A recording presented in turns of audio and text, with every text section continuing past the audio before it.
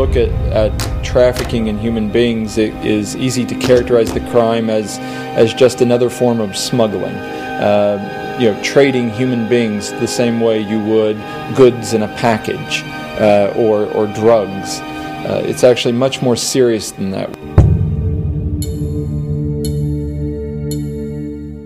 Tu su djevojčica, malodobna osoba, vrbovana nuđenjem poklona, davanjem obećanja lažnih i tako dalje, sve ono što se uklapa u klasičnu šemu trgovine ljudima. Jedan dan sjedio sam u Eri sa društvom svojim, cura nakon, poznanica.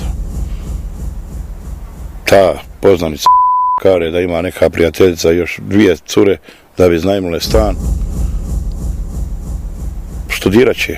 Sve što sam bio rekao, na moj slučaj da bi kasnili sa kirijom, a ostalo...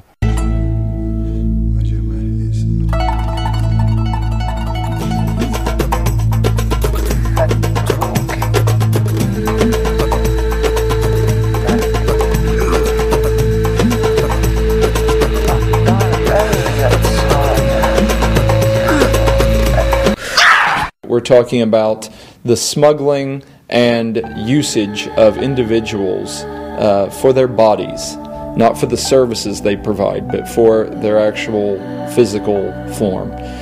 It is a debase human activity of the most serious kind. It is slavery, and that in itself means it is one of the most serious forms of human criminal activity you can have.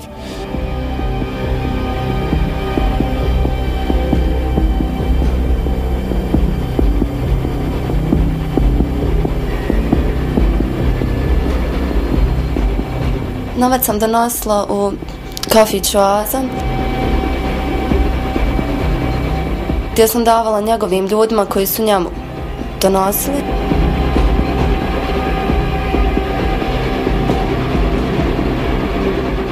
Ako nisam imala određeni iznos novca koji bi mu dala, on bi me tukao, prijetio, tako da sam morala uvijek da se nekako snalazim. Prijetorno bi pištolj izvadio i prijetio mi, zatim čupao me za kozu, gurao i nisam znala šta da radim.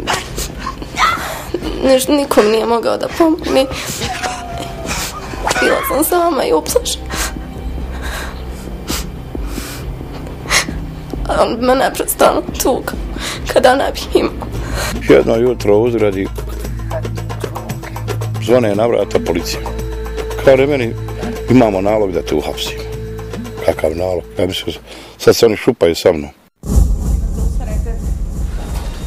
Zasjeda sud Bosne i Hercegovine.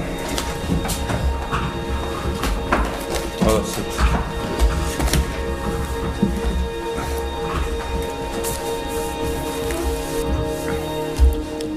Jednostavnim jezikom rečeno, da bi se borilo protiv trgovine ljudima, potrebno je raditi na 3 polja. Na prvom polju potrebno je da policijske agencije i tužilaštva efikasno istražuju i optužuju za krivična djela trgovine ljudima, a sudovi da efikasno presuđuju i da na samim presudama preventivno utječu da se takva djela ponovno ne vrše. Dobit od rada u tom kafiću. Da. Prodate nešto, zaradili ste nešto, da li ste to dijelili popola? Ako zaradi kafić? Da. Ako ste već radili popola, vi predložili, ja sam vas pitao da li se i taj dobit i ta korist neka dijelila na pola. Jeste, ali ona je najviše puta od mene posuđivala novac. Tako mi je i vraćala kroz taj posao, a nekad je kada je baš trebalo uzimala je, što je isto konobar davo na moju intervenciju. Ja imam 2 ženske djece. Trebalo je kući oprat se pa reći, nisam, nema mene tu. U drugoj oblasti potrebno je žrtvi trgovine ljudima koja bude identifikovana, pružiti sve ono što joj je potrebno da bi se vratila u normalan život.